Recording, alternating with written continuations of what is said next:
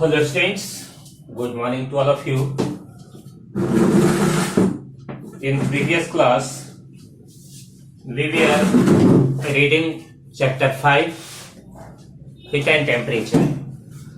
पिछले क्लास में हम लोग चैप्टर 5 हीट एंड टेम्परेचर पढ़ रहे थे. Today we move forward. आज हम लोग उससे आगे बढ़ते हैं. देखें, कल हम लोग देख लिया था स्प्रेड ऑफ कलर.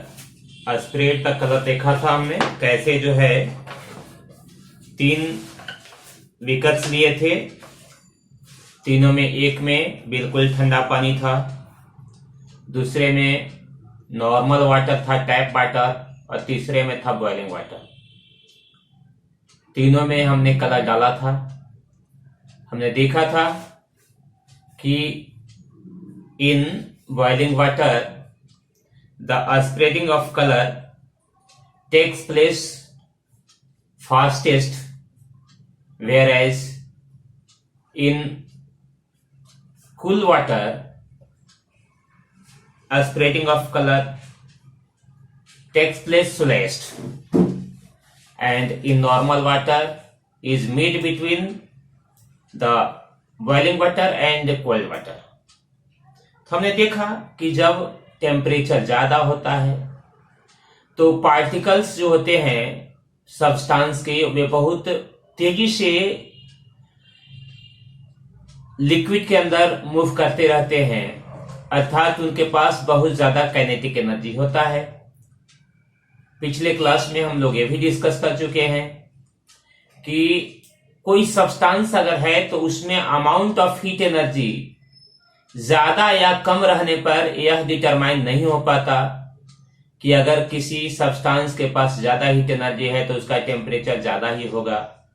अगर उसका मात्रा ज्यादा हो जाए, मान लिया 1 लीटर पानी को अगर मान लिया जाए हम 2 बीकर लेते हैं, जिसमें एक में 100 ml वाटर लेते हैं, दूसरे में कितना लेते हैं 1 लीटर ऑफ वाटर. अगर दोनों को इक्वल हीट एनर्जी देंगे तो जिसके पास मास कम है वो ज्यादा टेम्परेचर पर आ जाएगा. पिछले क्लास में डिस्कस हम लोग किया भी था. तो today you have to open page number 65 of your science book. Let us start from the concept of heat. आज हम लोग concept of heat से पढ़ें. We come across various objects in our everyday life, which may be hot or cold. हम अपने everyday life में बहुत सारे ऐसे वस्तुओं से गुजरते हैं जो गर्म होते हैं, ठंडे होते हैं. How do we decide that which object is hot and which is cold? तो किसी भी ऑब्जेक्ट के गर्म या ठंडा होने का अनुमान हम कैसे लगाते हैं? छू करके. लेकिन छू करके हम दो अगर हमारे पास मान लिया जाए ऑब्जेक्ट है, तो टच करने के बाद हम ये लगाना कि कौन ठंडा कौन गर्म है, कहीं कहीं ये कंफ्यूज हो जाता है ना. कहीं कहीं ये जो आपका जो है प्रोसेस फेलियर हो जाता है. देखेंगे आगे एग्जांपल में आएगा. Most of the times we don't carry any instrument with us to check the hotness और कोल्डनेस ऑफ बॉडी. अधिकतर समय किसी सब्सटेंस के गर्मापन, हॉटनेस और कोल्डनेस का पता लगाने के लिए हम वैसा कोई इंस्ट्रूमेंट का यूज नहीं करते हैं जो यह डिटरमाइन करे, यह बताए कि ये ज्यादा गर्म है और ये कम गर्म है, या ये गर्म है और ये ठंडा है. We can simply tell by our sense of touch if something is hot और कोल्ड. कहता है कि हम लोग सिर्फ टच करके ये बताना चाहते हैं कि ये जो है गर्म है या ठंडा है. For example, when we sip a hot tea और hot soup, of the moment we sip it we get to know whether it is hot और not.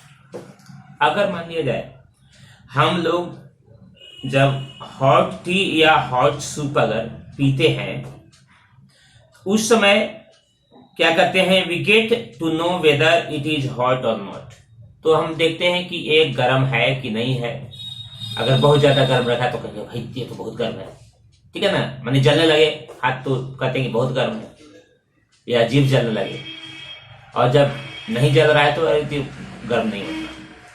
Similarly when we enjoy a chilled drink, we know whether it is as cold as we desire। और अगर मान लिया जाए हम cold drink पीते हैं, काफी ठंडा अगर फ्रीजर से निकाल के देता है, तो क्या होता है, हमको लगता है कि हाँ जितना ठंडा हमको चाहिए था उतना ठंडा है, मतलब वो हमको ठंडापन का वहां अनुभव होता है। और अगर मान लीजिए टी पी रहे हैं, अगर काफी गर्म है तो गर्मी का अनुभव होता है। तो इस प्रकार से हमारे सेंस ऑर्गन से ये पता लग जाता है कि कोई सब्सटेंस गर्म है या ठंडा है।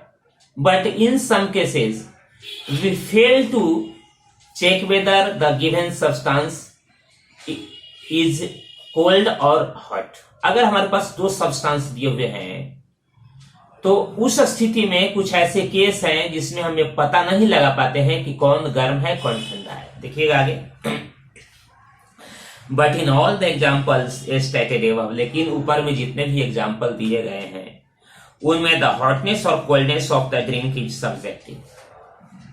हॉटनेस और कोल्डनेस जो है ड्रिंक का वो सब्जेक्टिव मामला है ना। मतलब प्रायः जो है हम कहते हैं कि क्या है भाई, तो अगर जो भी माने पीने वाला चीज जिसे हम गर्म करके पीते हैं दैट इज हॉट, और अगर ठंडा कोई है जो हमको शरीर को लगे ठंडा तो ठंडा हो गया। It will vary from person to person. यही चीज कहता है कि किसी व्यक्ति को ज्यादा ठंडा लगता। समझिए इस बात को थोड़ा। मान लिया जाए कि कोई आदमी जो है अगर बिल्कुल कड़ी धूप में काम कर रहा है और वहां से पेड़ की छाया में आता है, अगर पेड़ की छाया में आता है तो क्या होता है भाई, उसको लगता है कि हाँ काफी ठंडा है, ठीक है। अब यहां देखेंगे फिर दूसरी बात, अब नॉर्मली कोई अब गर्मी का भी दिन है, धूप में अगर हैं वहां से आते हैं हम यहाँ पर पेड़ की छाया में तो हमें ठंडा लगता है, लेकिन जो पहले से ठंडा माने वहां पर पड़ा हुआ है, ठीक है ना, तो उसको गर्मी उसकी तुलना में ज्यादा लगेगा। हम लोग काम करते हुए अगर बिल्कुल सन से आते हैं, धूप से आते हैं कहीं छाया में, तो हमको बहुत आराम महसूस होता है। लेकिन जो आदमी पहले से वहां छाया में बैठा हुआ है, अगर काफी गर्मी है, चिलचिलाती गर्मी है, तो उसको गर्मी का अनुभव लगेगा, समझे ना। वो कहता है कि आप आज बहुत गर्मी है। देखिए यही हो गया, दो आदमी हो गए, दोनों में छाया के आसपास तो टेम्परेचर वही रहेगा, लेकिन एक को ज्यादा माने आराम महसूस हो रहा है, दूसरे को माने थोड़ा बेचैनी महसूस हो रहा है। देखिएगा यहाँ कहता है it will vary from person to person. तो इस प्रकार देखिए पर्सन टू पर्सन क्या हो गया, ये बदल रहा है, हॉट और कोल्ड का जो वहां पर डेफिनेशन बदल रहा है। Some may feel a drink to be hot and others may find it lukewarm. कुछ जो है उसको ज्यादा मतलब ड्रिंक है तो उसको गर्म महसूस करेगा, कुछ जो है वो हल्का महसूस करेगा। Similarly one can find a drink to be cold enough while another one may find it normal. इसी प्रकार कहता है कि ऐसा हो सकता है कि एक आदमी को काफी ठंडा हो लगे और दूसरे आदमी को नॉर्मल लगे।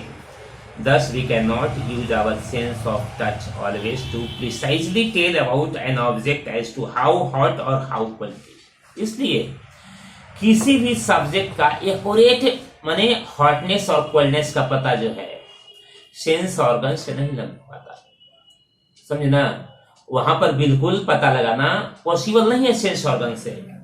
We can thus say that our sense of touch is relative।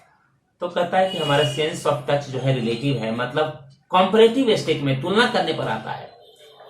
For example if we come out of an air conditioned room, अगर हम कहता है एक एयर कंडीशन रूम से अगर मान लिया जाए कोई पेड़ की छाया में कोई जाए, जैसे बताए थे आपको पेड़ की छाया है, एक आदमी जो है बिल्कुल धूप से आया है, कड़े धूप से आया वहां, तो उसको क्या होगा, बहुत ठंडा लगेगा।